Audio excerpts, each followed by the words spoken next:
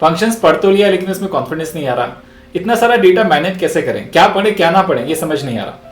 So in next 5 minutes, I will tell you exactly how to master functions. Greetings all.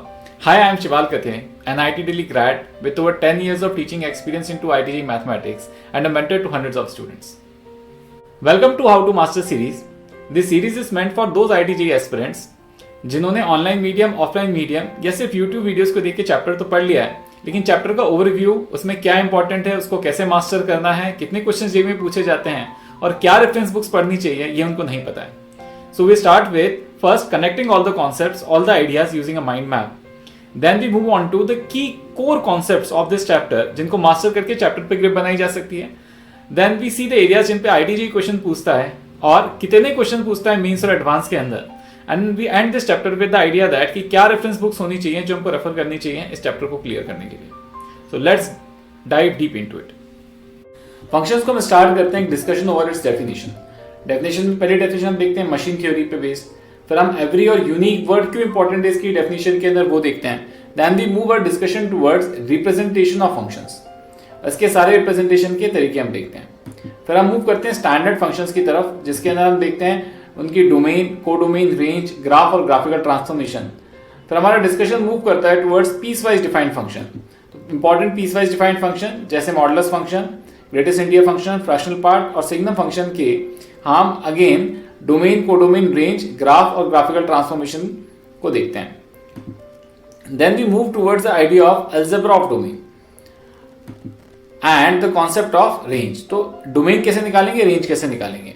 अब algebra of domain से domain तो निकाली जा सकती है, लेकिन कॉम्प्लेक्स फंक्शंस की रेंज निकालने के लिए हमारे पास ये टेक्निक्स होती हैं: quadratic equation, am is greater than equal to gm, trigonometry, graphs, expressing x in terms of y, composition and calculus. किस टेक्निक का उपयोग कब किया जाता है और क्यों किया जाता है, इस पर हम एक डिटेल डिस्कशन करते हैं.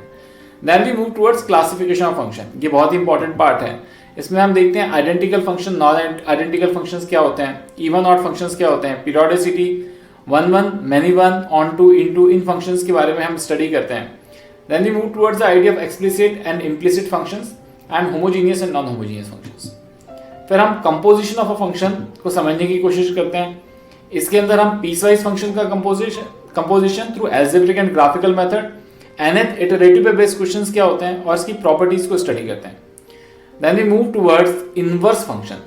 So inverse function के अंदर again इसका existence कब होगा, कैसे inverse function निकाला जाता है given function का. नॉन बाइजेक्टिव फंक्शंस अगर हमारे पास हैं तो उसका इन्वर्स हम कैसे निकालेंगे. पीसवाइज फंक्शन, डिफाइंड फंक्शंस का हम इन्वर्स कैसे निकालेंगे. अगर हमारे पास इसके ग्राफ्स और इसकी इक्वेशन रिलेटेड क्वेश्चंस क्या बनते हैं, और अगर एक फंक्शन सेल्फ इन्वर्स है तो उसकी कंडीशन क्या होगी. And in the end we end this chapter with the discussion on functional equation, जिसमें हम देखते हैं कि हमारे पास रिकॉग्निशन और सब्स्टिट्यूशन ऑफ फर्स्ट प्रिंसिपल, तीन टेक्निक से प्रॉब्लम सॉल्व करने की, और एक बहुत ही प्रोमिनेंट प्रॉब्लम बनता है जो बनता है पॉलिनोमियल फंक्शंस के ऊपर. फंक्शंस की ग्रेविटी समझना बहुत जरूरी है. Function as a chapter is the basis of calculus, और कैलकुलस का जो वेटेज है जेईई के अंदर वो अप्रोक्सीमेटली 1/3 ऑफ द पेपर है. सो इस चैप्टर को मास्टर करना मोस्ट इंपॉर्टेंट चीज है. सेकेंडली अब ये करें कैसे, तो देखो फंक्शन के अंदर सबसे इंपॉर्टेंट पार्ट जो है चैप्टर का, that are nothing but standard functions. तो स्टैंडर्ड फंक्शंस के बारे में आपको बेसिक चीजें पता होनी चाहिए. फॉर एग्जांपल अगर हम मॉडुलस ले लें तो उसकी डोमेन क्या होती है, उसकी रेंज क्या होती है, उसका ग्राफ क्या होता है, उसके स्टैंडर्ड ग्राफिकल ट्रांसफॉर्मेशंस क्या होते हैं, उनको डिफरेंट कंटेक्स्ट में यूज कैसे करते हैं, और उसकी इक्वेशंस और इन इक्वेशंस को कैसे सॉल्व करते हैं.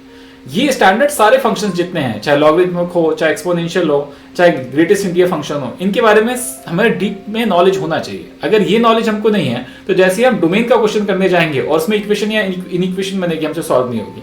हम रेंज का क्वेश्चन करने जाएंगे, वहां हम वापस स्टक हो जाएंगे. तो इसके जो कोर क्वेश्चन है जो डोमेन और रेंज से पूछे जाते हैं, उन पे ग्रिप तब आपकी आएगी अच्छे क्वेश्चंस पे जब आप बेसिक फंक्शंस को मास्टर करेंगे. Secondly, there are again few questions which are asked from classification. तो classification is a very important part of this chapter.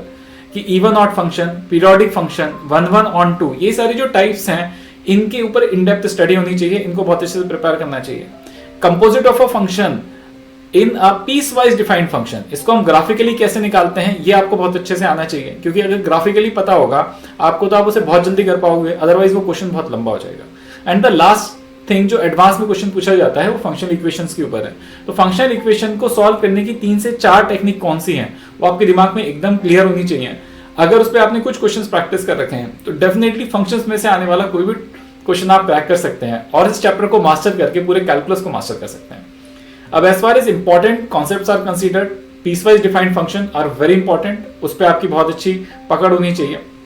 Domain और रेंज के क्वेश्चन मैंने आपको बताया किस तरह से सॉल्व करते हैं, वो एक इंपॉर्टेंट पार्ट है जो इस चैप्टर से पूछा जाता है, उस पर आपकी बहुत अच्छी ग्रिप होनी चाहिए।